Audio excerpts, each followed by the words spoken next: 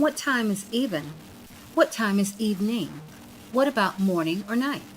Time is constantly expressed throughout the scriptures. The great importance of time is shown even in the beginning of the biblical scriptures. The first chapter of Genesis, fifth verse, begins with the first instance and the very first definition of time. And Elohim called light day, and the darkness he called night, and the evening and the morning were the first day. That single verse gives us the definition of day, the definition of night, and it even gives us the definition of twilight, better known as the transition time between day and night. Verse 5 tells us that day is most simply light, and night is the very opposite, night being darkness. The last part of that verse gave the definition of twilight or evening as being separate from night, because twilight still offers us light. And as the scripture already stated, light is equivalent to day. Night is void of light. Night is darkness. Twilight still offers light, therefore twilight is part of the day season. Twilight is an announcement of the soon upcoming change of the daily season. The book of Psalms spoke of the season of the night and its separation from the daytime or the day season. Psalms 22 verse 2. O my Elohim, I cry in the daytime, but you hear not, and in the night season I am not silent. The book of Job also spoke of the night season. Job 30 and verse 17. My bones are pierced in me in the night season, and my sinews take no rest. The separation of day and night was also shown in the New Testament. Night and day had their own set of hours. Acts 23 and 31. Make ready 200 soldiers to go to Caesarea at the third hour of the night. Twilight occurs twice daily. The first twilight occurs at the start of the day, at dawn. Twilight occurs the second time in the day between sunset and dusk. Both dawn and dusk present transition times, either from the night to the day or from the day to the night, better known as darkness to light or light to darkness. The time that we recognize as twilight dusk is biblically known as evening. Evening is not night. The evening shows light, which means that the evening is in fact part of daytime. It is the last portion of the light and daytime, but daytime nonetheless. This is shown to us in Genesis 1 and 5. And the evening and the morning were the first day. Upon creation, the Most High God Yah separated day from night. Just as Yeshua told us in Matthew 19 and 6, what therefore Yah has joined together, let no man put asunder. The statement is also true, that which Yah has separated, no man can join together. Yah separated day from night, and separate they are. Nowadays, during these so-called modern times, we are taught that a day equates to 24 hours. But that is not accurate biblically. The Bible teaches of a daily cycle, but that daily cycle consists of 12-hour day and a 12-hour night, not a 24-hour day. Yah has already defined day as light, and he defined night as darkness. We cannot redefine Yah's day to now meaning light combined with darkness equals one day. Yah has already defined both day and night. The Messiah Yeshua also spake of the difference in the day season and the night season. He also told us that there are only 12 hours in a day, not 24. John 11 and 9. Yeshua answered, Are there not 12 hours in a day? If any man walk in the day, he stumbles not, because he sees the light of this world. But if a man walks in the night, he stumbles, because there is no light in him. The day begins at dawn, as we are often awakened by the birds singing at the start of the day. The day ends at the completion of evening and dusk. The night begins after evening and dusk and continues until the beginning of the following day at dawn. This is the 24-hour daily cycle, not the 24-hour day.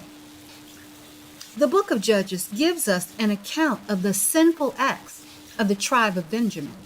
This account gives a time breakdown of the events with the starting of the close of the day after evening, followed by night, followed by dawn, a new day, followed by morning. This is found in Judges 19, verses 16, 22, and 25 through 27. And behold, there came an old man from his work out of the field at even. The men of the city beset the house round about and beat at the door, saying, Bring forth the man that came into thine house. So the man took his concubine and brought her forth, and they knew her and abused her all the night until the morning. And when the day began to spring, they let her go. Then came the woman in the dawning of the day, and fell down at the door till it was light. And her Adonai rose up in the morning and opened the doors of the house. Behold, the woman was fallen down at the door of the house. This account, like very many others throughout the scriptures, shows the progression of biblical time. The day begins at dawn, followed by morning, noon, even, and ends after dusk. The night begins and ends with dawn, starting a new day. During the Genesis creation week, Yahweh actively worked during the daylight hours, that being morning and evening. The scriptures do not speak of him working at night. He worked and created for 6 consecutive days, and on the 7th day, that is, during the daylight hours, he rested. Genesis 2, verses 2 and 3. And on the 7th day, Yah ended his work which he had made, and he rested on the 7th day from all his work which he had made. And Elohim blessed the 7th day and sanctified it, because that in it he rested from all his work which Yah had created and made. Yah blessed and sanctified the 7th day of the week, not the 7th night. The Sabbath day or 7th day begins at dawn and concludes after dusk or evening. The book of Romans and the first book of Thessalonians remind us of the order of time and that we serve the Most High Yah and are children of light and not of darkness. Romans 13 and 12. The night is far spent, the day is at hand. Let us therefore cast off the works of darkness, and let us put on the armor of light. 1 Thessalonians 5 and 5.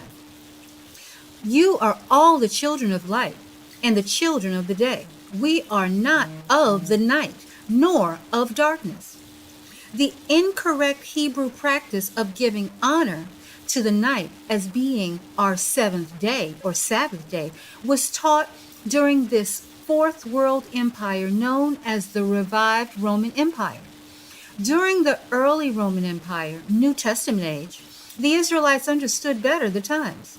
Today, however, we in this revived Roman Empire interpret the times based on the teachings of Israeli scholars, believing that the day begins at night.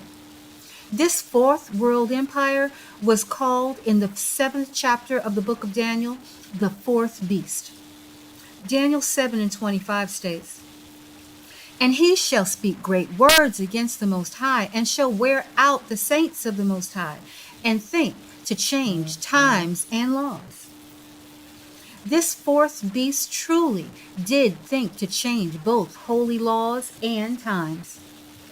Humans are not nocturnal beings like bats and owls, sleeping during the day and active at night, but we are diurnal beings, enjoying the daytime, lighted hours, and finding rest at night during the darkness.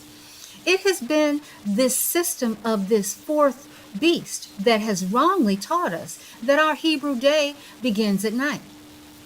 So let's get to the specific time ranges for biblical time frames. When is evening? The time of evening is a range. It begins at sundown and continues through dusk. The length of time that evening lasts is dependent upon the time of the year. Summertime offers the longest lasting time of the evening. The evening time frame, therefore, can last up to 90 minutes. The book of Genesis gives us an example of the time frame of evening being the last watering time for the animals before they are put away in their night enclosures for safekeeping.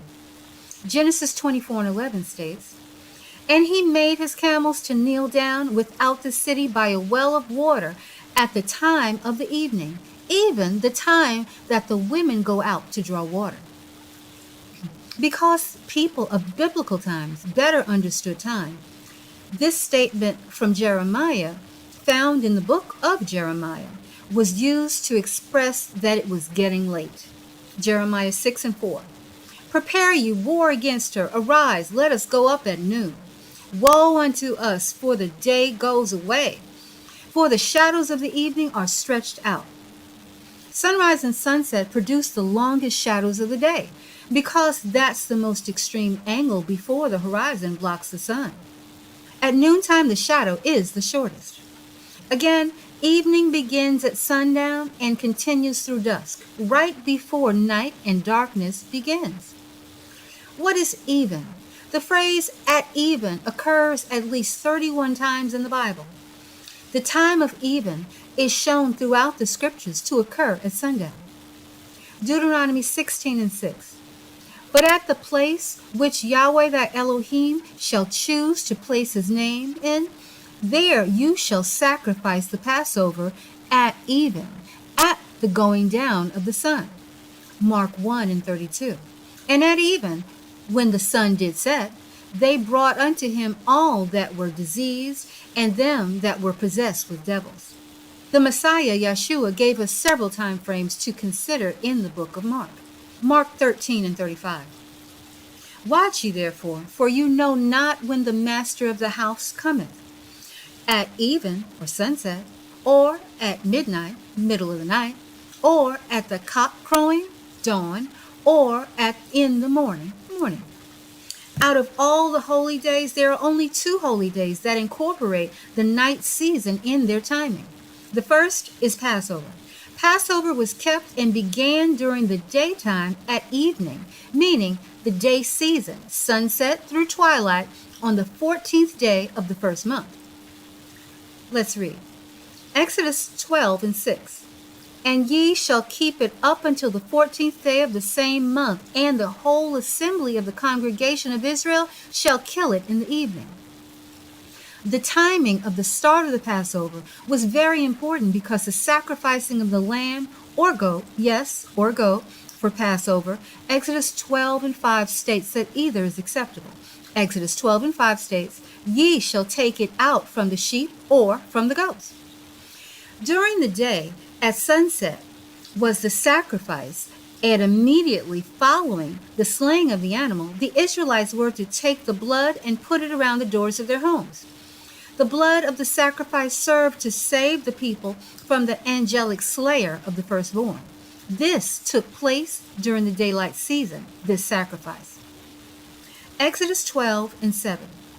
"And they shall take of the blood and strike it on the doorposts of the houses. And the blood shall be to you a token upon the houses where you are. And when I see the blood, I will pass over you. And the plague shall not be upon you to destroy you when I smite the land of Egypt." So the Passover holy day begins during the day season and continues through to a portion of the night season. The Passover animal was eaten during the night while the destroyer was entering into all of the homes without the blood token over the doors. Exodus 12:8. "And they shall eat the flesh in that night." Exodus 12:12. "For I will pass through the land of Egypt this night, and will smite all the firstborn in the land of Egypt." And none of the Passover animal could be left until morning, because morning began a new day. Any remaining must have been burnt by fire. Exodus 12:10. "And ye shall let nothing of it remain until the morning, and that which remaineth of it Until the morning you shall burn with fire. Exodus 12 and 26.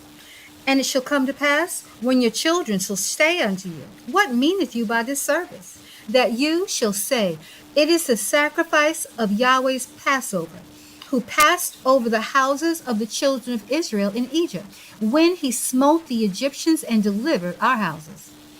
The Passover festival occurred within the time frame of sunset of the 14th day until midnight of the 14th night, lasting just over 12 hours. The following morning began the first day of the Unleavened Bread week. The second and the only other holy day that incorporates the night season into the holy day is the Day of Atonement. We are told in the 23rd chapter of Leviticus when and how to keep the holy day of the Day of Atonement. The Septuagint version of Leviticus 23 and 26 states, And Yah spoke to Moshe, saying, Also on the 10th day of this 7th month is a Day of Atonement. Ye shall do no work on this selfsame day. It shall be a holy Sabbath to you, and you shall humble your souls from the 9th day of the month, from even to even. You shall keep your Sabbaths. The book of Jubilees, chapter 34, gives us the reason for the solemn celebration of the Day of Atonement, as well as the giving of the reason for the mandated fast, which is known as the affliction of our souls. Jubilees 34 and 18 states, For this reason it is ordained for the children of Israel that they should afflict themselves on the 10th of the 7th month, on the day that the news which made Jacob weep for Joseph came to Jacob their father, that they should make atonement for themselves thereon with a young goat on the 10th of the 7th month once a year for their sins, for they had grieved the affection of their father regarding Joseph his son. And this day has been ordained so that they should grieve thereon for their sins, and for all their transgressions, and for all their errors, so that they might cleanse themselves on that day once a year. Very much like the historical background given in Exodus 12 for showing the keeping of Passover, Jubilees chapter 34 and verses 12 through 15 give us the historical events surrounding the first keeping of the Day of Atonement. It was the unique historical events surrounding both holy days that gave better clarity as to the inclusion of the night season as well as the day season. Jubilees 34 and 12. And the sons of Jacob slaughtered a kid and dipped the coat of Joseph in the blood and sent it to Jacob their father on the 10th of the 7th month. And he mourned all that night because they had brought it to him in the evening. And he became feverish with mourning for his death. And he said, An evil beast has devoured Joseph, and all the members of his house mourned with him that day, and they were grieving and mourning with him all that day. And his sons and his daughter rose up to comfort him, but he refused to be comforted for his son. So on the 10th day of the 7th month, Jacob mourned for his son Joseph. But as it states in verse 13, Jacob mourned, not eating, fasting, all night of the previous day, the 9th as well as the evening of the 9th, which is when the other sons of Jacob brought Joseph's blood-stained coat of many colors to Jacob on the evening or sunset of the 9th day. The evening of the 9th day of the 7th month is when Jacob began his grieving. All the children of Jacob, along with Jacob, from the evening of the 9th day through the full day of the 10th day, as verse 14 states, fasting and grieving and mourning lasted all that day. And the 10th day, which lasted until the end of the day, which ends after dusk, right before night.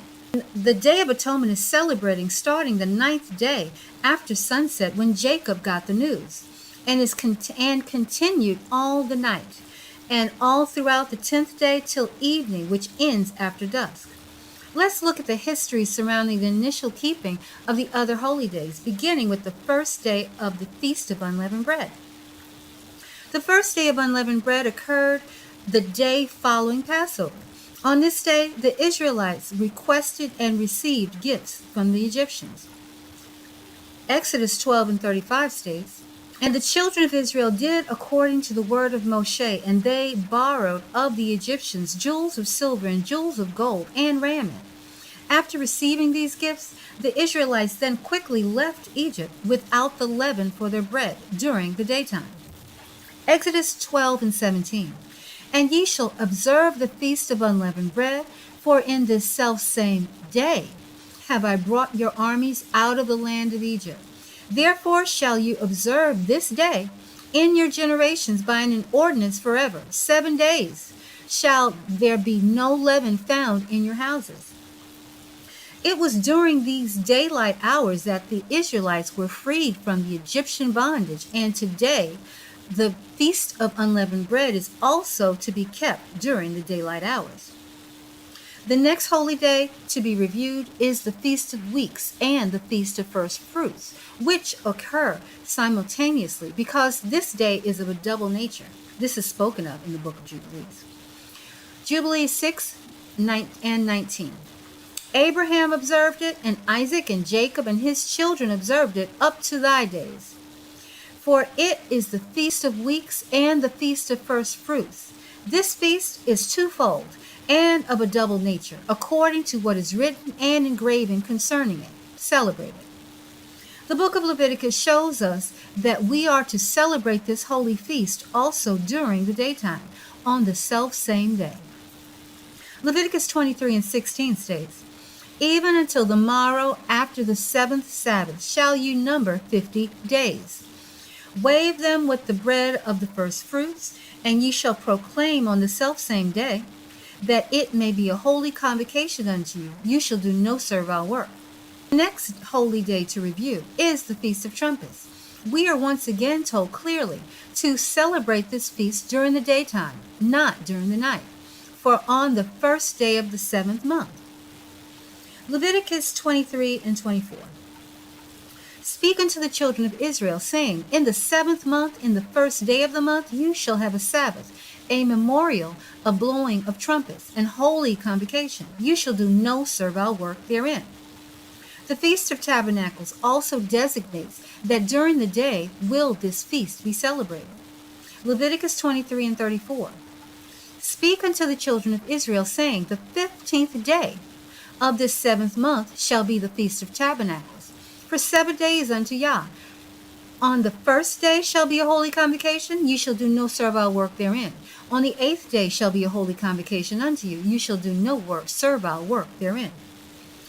Jubilees chapter 16 makes it very clear that this feast is to be kept during the daylight hours. Historically, our forefather Abraham celebrated specifically in the morning. Jubilees chapter 16 and verse 29.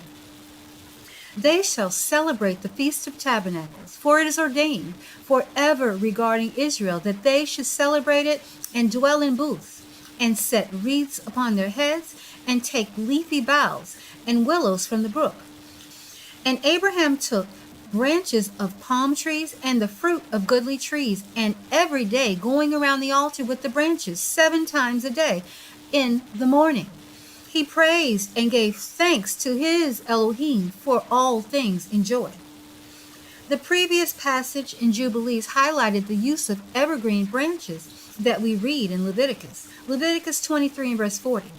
"And ye shall take you on the first day the boughs of goodly trees, branches of palm trees, and the boughs of thick trees and willows of the brook, and ye shall rejoice before Yahweh your Elohim."